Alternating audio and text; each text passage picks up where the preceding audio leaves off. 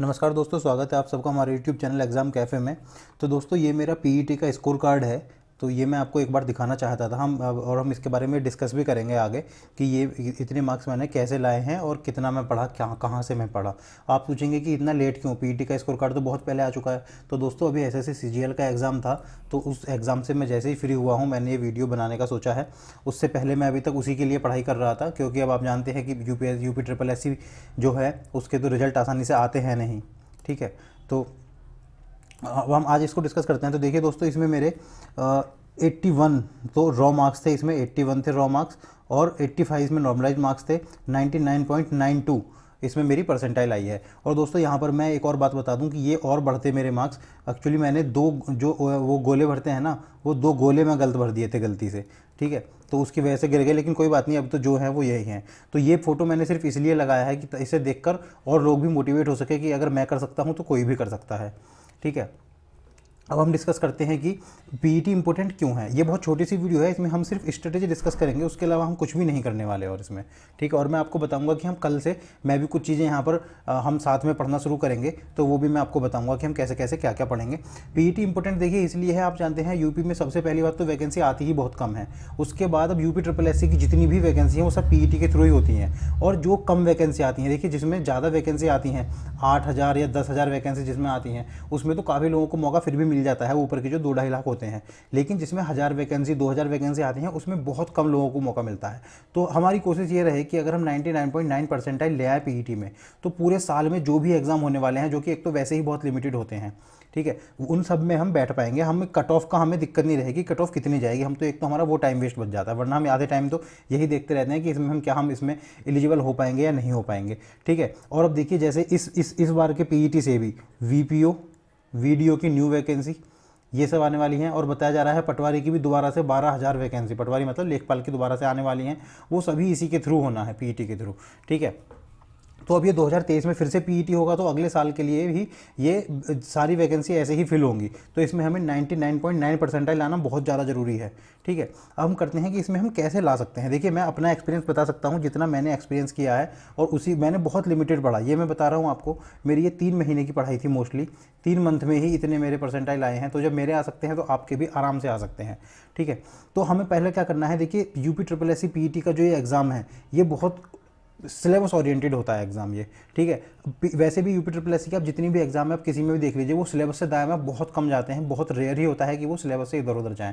तो हमें सबसे पहली बात, हमें बैठ के पूरा सिलेबस ऑलमोस्ट रट लेना है कि हम कोई भी टॉपिक पढ़ रहे हैं हमें ये समझ आ जाए कि ये हमारे सिलेबस का पार्ट है या नहीं है। ठीक है, और वैसे भी जीएस तो सब में मोस्टली कॉमन ही होती है सारे एग्जाम्स में। अब जितने भी ये दोबारा भी इसके मेन्स एग्जाम भी होने हैं उनमें सभी में काम आएगी जीएस। ठीक है, हमें डिस्ट्रैक्शन अवॉइड करना है। देखिए जब से UP triple SC PET exam शुरू हुआ है, यूट्यूब पर मैं छोटे चैनल का नहीं बोल सकता, जैसे मेरे जैसे चैनल हैं, बहुत बड़े बड़े भी चैनल हैं जो बिल्कुल गलत पढ़ाते हैं और उनका काम ही सिर्फ आता है अपनी वीडियोस पर व्यू लाना। तो हमें उनसे बचना है, हमें अपना स्टडी प्लान बनाना है। ठीक है, हमें किसी के भरोसे नहीं रहना, क्योंकि देखिए अपनी कमजोरी और अपनी ताकत हम ही जानते हैं। हम ही जानते हैं कि हम जीएस में कमज़ोर हैं या हम मैथ्स में कमज़ोर हैं या हम इंग्लिश में कमज़ोर हैं। तो देखिए सबसे अच्छी स्ट्रेटजी ये होती है कि एग्ज़ाम से पहले, जब तक हमें एग्ज़ाम में कुछ महीने बचे हैं, तब तक हम हमारा जो वीकेस्ट पॉइंट है हम उसको स्ट्रॉन्ग बनाएं।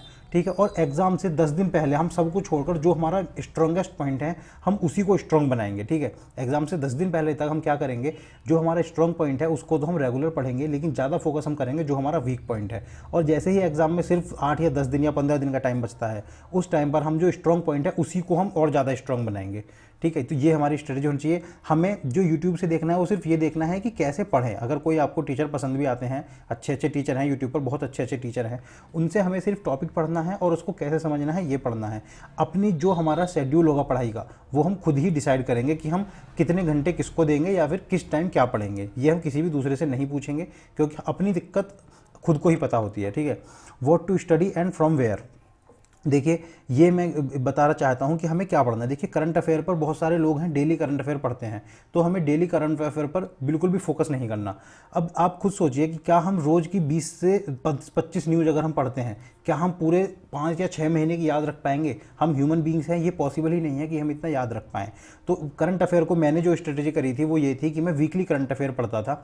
मैं एक तो पीआईबी जो है मेरा सोर्स होता था मोस्टली। ठीक है, तो यहाँ पर मैं बता रहा हूँ आपको कि मैं भी कल से करंट अफेयर पढ़ानी शुरू कर रहा हूँ अपने चैनल पर, और इसमें हम वीकली करंट अफेयर ही पढ़ेंगे। ठीक है, वीकली पढ़ेंगे और पूरे हफ्ते उसी की पीडीएफ को हम रिवाइज करेंगे जब भी हमें टाइम मिलेगा। डेली की मुश्किल से 3 या 4 न्यूज़ ऐसी होती हैं जो काम की होती हैं, ठीक है। तो 3 या 4 न्यूज़ के लिए हम डेली नहीं जाएंगे, उसमें हम अगर हम डेली करंट अफेयर पढ़ते हैं तो हम 15 से 20 न्यूज़ तो हम पढ़ते ही पढ़ते हैं, जो कि सब फालतू की होती हैं, ना तो हमारे वो एग्जाम ओरिएंटेड होती हैं, ना वो हमारे काम आती हैं। इसलिए हम वीकली पढ़ेंगे और उसी को बार बार रिवाइज करेंगे, ठीक है। ये मैं भी, आप चाहें तो पीआईबी से पढ़ सकते हैं, जहाँ से आप पढ़ रहे हैं वहाँ से पढ़ सकते हैं। मैं भी कल से ये अपने चैनल पर पढ़ानी शुरू कर रहा हूँ। लिमिटेड रिसोर्स रखेंगे हम किसी भी एक टीचर को पकड़ेंगे, उस टीचर से टॉपिक को पढ़ेंगे। उसके बाद मैंने जो किया था, मैंने ये किया था कि YouTube से कोई भी टॉपिक उठा लिया जो मेरा मन किया कि आज मुझे ये पढ़ना है। वैसे मैंने क्या किया था, घटना चक्र की बुक ली थी, मैं उसी से प्रैक्टिस करता हूँ जो क्वेश्चंस हैं।